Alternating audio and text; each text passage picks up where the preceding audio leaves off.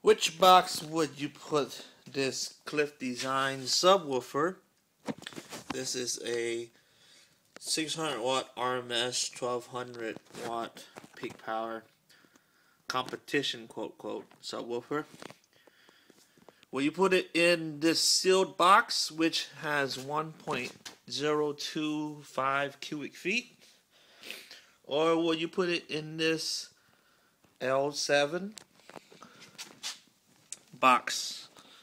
Looks like to be 3 cubic feet. I will make a baffle, put it inside, cover up this square, and fit this sub inside right here. This is the port. Let me get a measuring tape.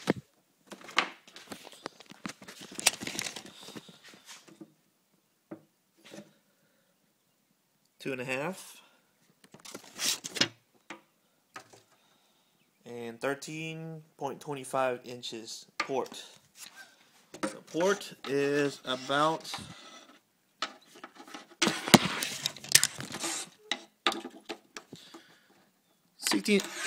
16 inches long. I need to know your opinions.